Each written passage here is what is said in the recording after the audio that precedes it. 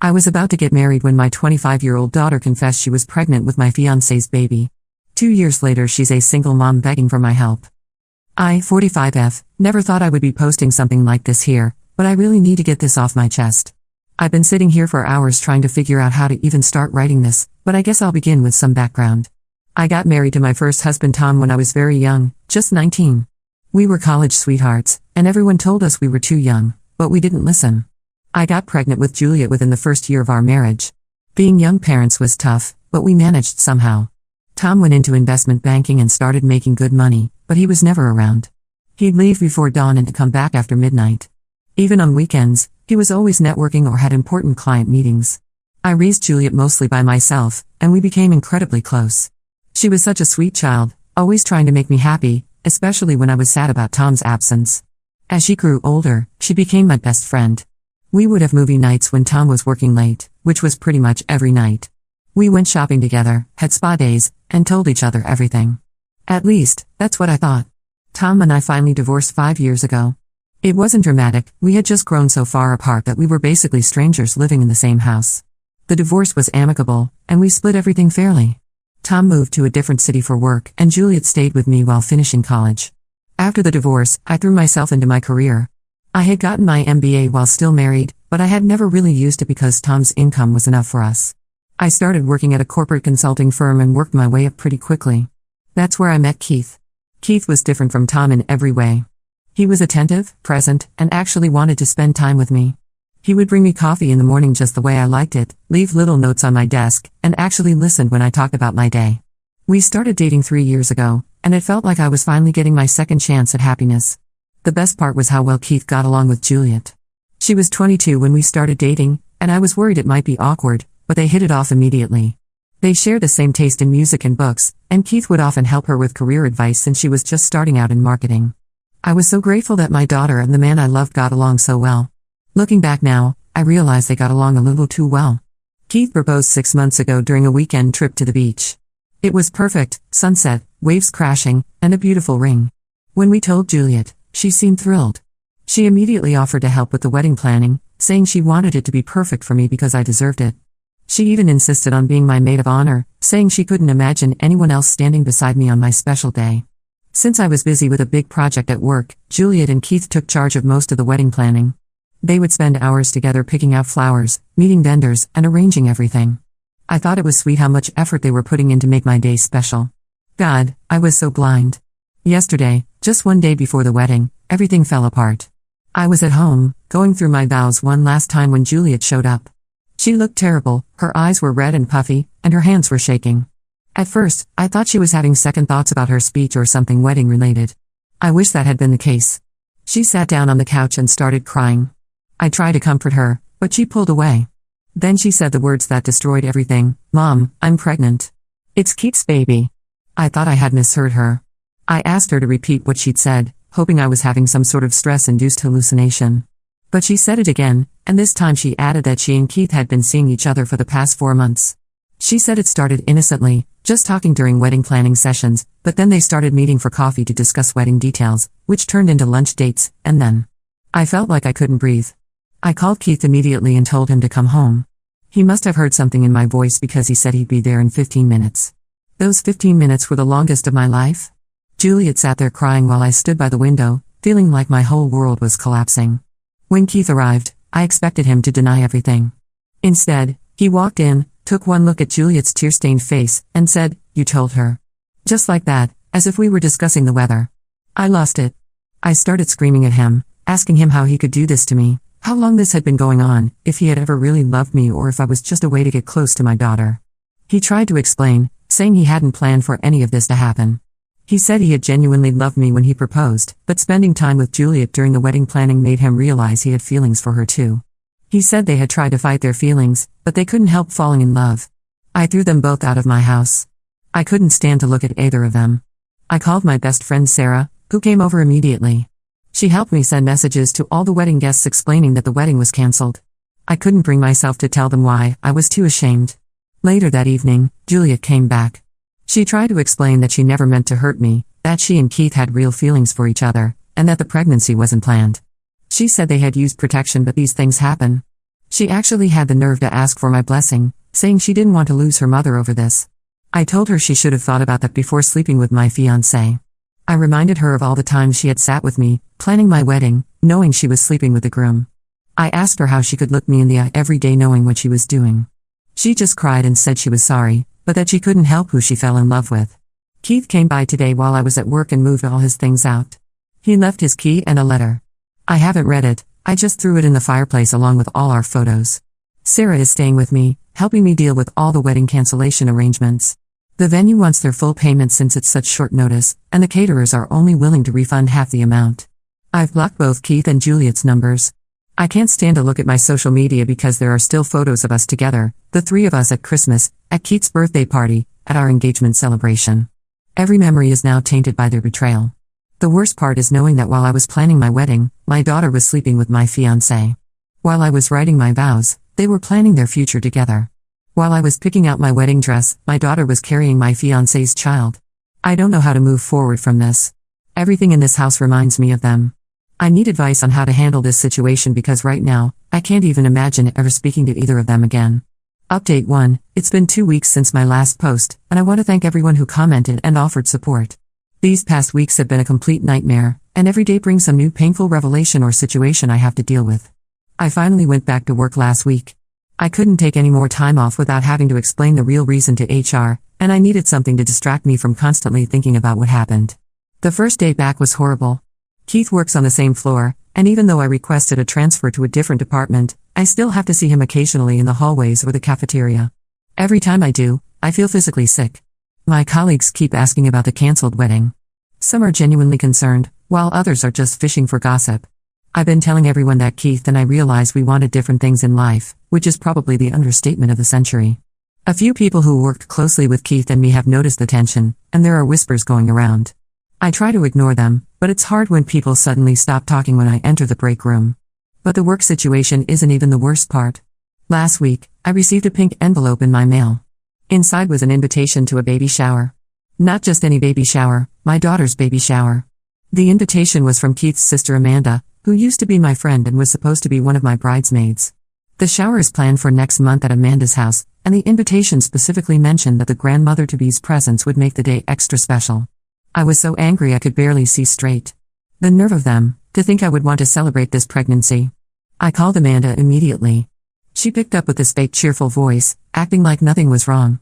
When I confronted her about the inappropriateness of the invitation, she actually defended Keith and Juliet. She said they were young and in love, conveniently forgetting that Keith is 38, and that I should be happy because true love doesn't follow rules or conventions. Amanda went on to tell me that Keith and Juliet were planning to get married after the baby was born, and that I should accept their relationship for my grandchild's sake. She said that holding on to anger would only hurt me in the long run, and that families should stick together no matter what. I hung up on her mid-sentence. Just when I thought things couldn't get worse, my ex-husband Tom called.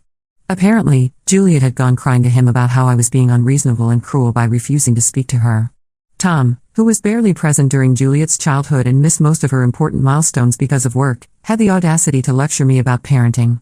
He said if I had been a more present mother instead of focusing on my career after our divorce, Juliet wouldn't have developed daddy issues and fallen for an older man. I reminded him that he was the one who chose work over family for 20 years, and that he had no right to judge my parenting when he had barely been a parent himself. He tried to argue, but I shut that down quickly. The last thing I need right now is parenting advice from a man who couldn't tell you what our daughter's favorite color was when she was growing up. The most painful revelation came from Maria, a junior employee at my company. She came to my office yesterday and closed the door. She looked nervous but said she felt I deserved to know the truth. According to her, she had seen Keith and Juliet having lunch together at a cafe near our office multiple times, months before Keith proposed to me. She even remembered seeing them holding hands under the table once, but hadn't said anything because she wasn't sure about what she saw and didn't want to cause trouble. This means Keith was already involved with my daughter when he asked me to marry him. All those romantic dates, the beautiful proposal at the beach, the excitement of wedding planning, it was all a lie. He was sleeping with my daughter while planning a future with me. The thought makes me physically ill. Sarah suggested I talk to a lawyer about the wedding cancellation costs. The venue alone is refusing to refund a $15,000 deposit, and the caterers are only willing to return half of what I paid. Keith sent me a check for half the total cost last week, but I tore it up and mailed the pieces back to him. I don't want his money. I've been selling things to cover the costs, including the engagement ring he gave me. It feels fitting somehow, selling the symbol of his lies to pay for the wedding that never was. The hardest part is dealing with mutual friends who keep trying to mediate. They say I'm being too harsh, that I should try to understand Juliet's perspective because she's young and in love. But she's 25, not some teenager who doesn't understand right from wrong. She knew exactly what she was doing every time she met Keith behind my back, every time she sat with me planning my wedding while carrying on an affair with my fiancé. Some friends have suggested family counseling, saying we need to work through this for the sake of the baby. But I can't even think about the baby right now. The thought that my grandchild was conceived while my daughter was betraying me is too painful to process. I know eventually I'll have to deal with all of this, but right now, I just need space to grieve the loss of 2 relationships I thought would last forever. Update 2. 6 months have passed since my last update, and the situation has taken an unexpected turn. Yesterday, I received a message on Facebook from someone named Rachel. She introduced herself as Juliet's friend from college and said she had something important to tell me about my daughter and Keith. At first, I was hesitant to respond. I've been trying to move forward with my life and hadn't spoken to either Juliet or Keith in months. But something about Rachel's message seemed urgent, so I agreed to meet her for coffee. What she told me changed everything. According to Rachel, Juliet had been dating someone else when she started seeing Keith, a guy named Mike from her office. They had been together for about 6 months, and Juliet suspected she was pregnant with Mike's baby even before she started pursuing Keith. Rachel showed me screenshots of conversations where Juliet had confided in her about the pregnancy. The messages were from about 7 months ago, right around the time she and Keith started their affair.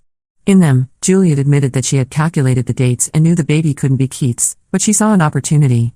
She told Rachel that Mike was struggling in his career and still lived with roommates, while Keith was established and successful. She thought Keith would be a better provider for her and the baby. Rachel showed me more messages where Juliet detailed how she deliberately got closer to Keith during the wedding planning, knowing he was attracted to her. She had planned the whole thing, using the pregnancy as a way to trap Keith because she had developed feelings for him and thought he would be a better father figure than Mike. I felt sick reading these messages. Not just because of Juliet's manipulation, but because I remembered how Keith had lost his job 2 months ago due to company downsizing. He had been the primary earner in their relationship, and I heard through mutual friends that they were struggling financially. Before I could process all this information, I received a call from Amanda, Keith's sister. She wasn't her usual self-righteous self this time. Instead, she sounded worried. She told me Keith and Juliet had been fighting constantly since he lost his job. Keith had started drinking heavily and was becoming increasingly paranoid about the pregnancy, questioning the timing and demanding to know more about Juliet's past relationships. I debated for days about what to do with this information. Part of me wanted Keith to suffer the same betrayal I had experienced. After all, he had chosen to pursue a relationship with my daughter while engaged to me. But another part of me felt he deserved to know the truth about the baby. Finally, I created an anonymous email account and sent the screenshots to Keith without any additional message. I didn't want to get involved directly, but I couldn't keep this information to myself either. 2 days later, Juliet showed up at my door. She looked terrible, like she hadn't slept in days. Her eyes were swollen from crying, and she was shaking. She told me Keith had confronted her about the baby's paternity and then things had gotten ugly. He had demanded a paternity test and kicked her out when she refused to take one immediately. She tried to justify her actions, saying she really had fallen in love with Keith and that's why she lied about the baby. She claimed she was going to tell him eventually but was afraid he would leave her if he knew the truth. She begged me to help her, saying she had nowhere else to go. I listened to her sob story without saying a word. When she finished, I asked her if she remembered the day she told me about her affair with Keith. I reminded her how she had stood in this same spot, crying and begging for understanding, claiming that love doesn't follow rules. I asked her how it felt now that karma had caught up with her. She tried to defend herself, saying she knew what she did was wrong but she was scared and confused. She said she really did love Keith and thought they could be happy together. I told her that real love doesn't start with lies and betrayal. Before she left, she asked me if I had been the one to send the screenshots to Keith. I didn't answer, but I think she knew. She looked at me one last time and said she was sorry for everything, but I just closed the door. I had heard enough apologies to last a lifetime. The next day, I heard from Amanda that Keith had moved out of their apartment and was staying with a friend. He's insisting on a paternity test, and Juliet has finally agreed to take one. I don't know what will happen next, but I feel oddly at peace. Sometimes the truth has a way of coming out, no matter how hard people try to hide it. Update 3. It's been 2 years since this whole mess started, and I felt I should give one final update to close this chapter of my life. A lot has happened since my last post, and some of you have been messaging me asking for updates. The paternity test results came back exactly as Rachel's messages had suggested. Keith wasn't the father. I heard through mutual friends that he completely broke down after getting the results. He moved to Seattle for a fresh start, and from what I've seen on LinkedIn, He's now a senior manager at a tech company there. Amanda told me he's dating someone new, a divorced mother of two, and seems to be doing well. I'm glad for him, despite everything that happened. As for Juliet, she had her baby, a boy she named James. Mike, the actual father, was contacted after the paternity test results came out. He demanded his own test, which confirmed he was the father, but he wants nothing to do with either Juliet or the baby. According to Rachel, he was furious about how Juliet had tried to pass the baby off as Keith's and told everyone in their office about what she had done. Juliet ended up having to quit her job because of the gossip and workplace tension. Last week, Juliet showed up at my door unannounced. She looked different, older somehow, worn down. She's working 2 jobs now, as a waitress in the mornings and a retail clerk in the evenings. She's struggling to make ends meet and can barely afford daycare for James. Her apartment's lease is ending next month, and she can't afford the rent increase.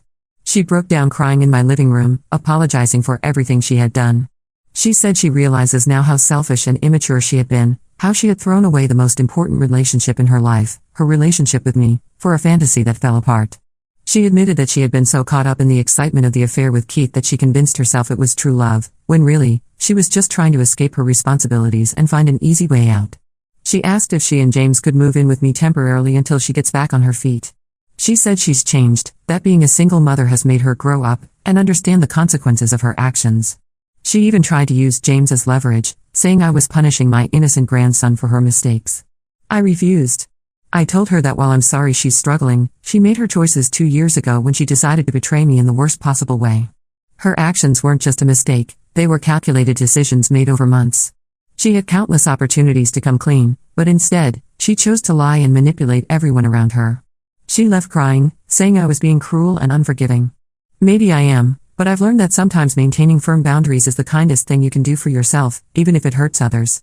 Some wounds run too deep to heal, and some betrayals can't be undone with apologies and tears. As for me, I've finally found peace. I got another promotion at work, bought a small vacation home by the lake, and have made new friends through a hiking group. I've even started dating again, nothing serious yet, but it's nice to know that my heart isn't completely closed off. Some people, including my ex-husband Tom, tell me I'm being too harsh, that I should forgive Julia for James's sake. But I've learned that forgiveness doesn't always mean letting someone back into your life. Sometimes it just means letting go of the anger and moving forward without them. I still see James occasionally at family gatherings. It's impossible to avoid completely, but I keep my distance. It's not his fault how he came into this world, but every time I look at him, I'm reminded of the betrayal that created him. Maybe that will change with time, maybe it won't. For now, I'm focusing on my own happiness and healing, and that's enough.